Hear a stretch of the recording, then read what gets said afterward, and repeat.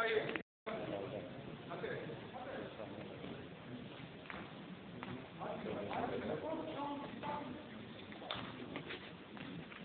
אנחנו נחזור על התרגיל הזה אחר כך עם משקול. למדתי כבר את השבוע. עכשיו, טוב. למד את התרגיל, נכון? עכשיו ננסה לגעת עם היד על הרצפה. תוך כדי גם תוך כיפה. בנייה בנייה. המקום זה קשה מאוד. תרגיל שלי, אני קורא לזה, אפשר גם להעמיד אותם על הקו, להתקדמו. זה מספיק.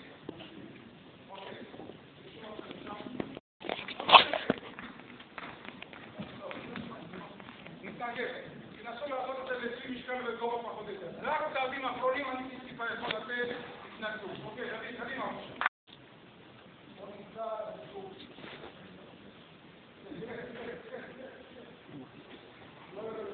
תנסו לראות ברכיים החוצה. תנסו לשבת, תראו שיש לכם קצת מאחורה במצב כזה. תראה את זה.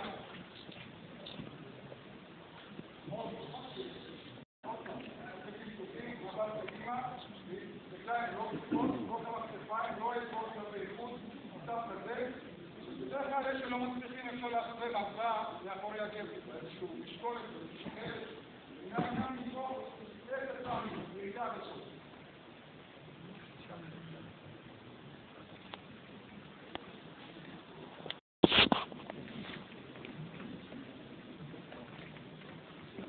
תוסיפו לזה עכשיו עוד כמה פעמים שאתם רוצים, לא יהיה להסיפה מפה, הולך אחורה. אוקיי? ננסה לעשות עכשיו. 3 שמאל, 3 ימין. תרגיל די קשה. מרגיש שהוא עם משקל כבר בתרגיל הזה, אבל תרגיל שעובד מאוד מאוד על הרגליים. כמה יותר זה?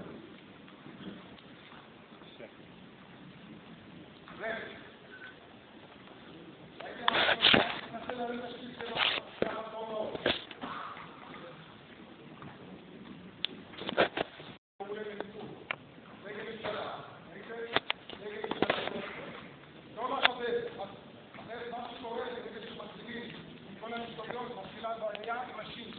יש בעיה אחת מהשלומית לך, אז זה פועל. תעשו לא פיור. 1, 2, כבר יותר מהר, שניתו. 1, 2, שניתו. 3 פעמים, תכפיל את זה על 4 פעמים. זה מספיק. ואתם יכולים לחשב אחד, אתם מסוגלים לקום.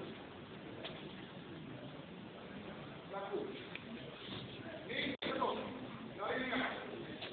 מי ירד לעשות? בואו אליו, בואו אליו.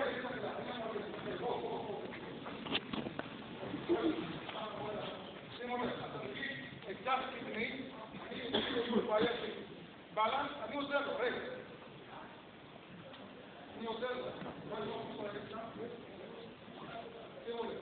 550, תתחיל לעבוד.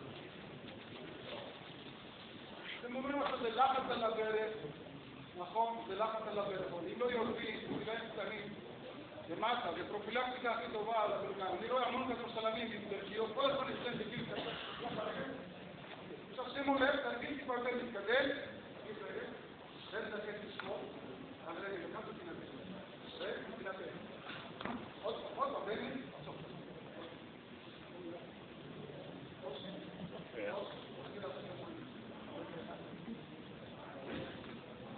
תרגיל מעולה, גם עובד יפה מאוד, אקדח קדמי, אוקיי? תנסו בבקשה לא יותר מתקדם לתרגיל הזה, ועם הניפוך. תקום, נתק, תשת, נתק, שש, נתק, שש. הבנתם את התרגיל? פחות או יותר תרגיל שעובד על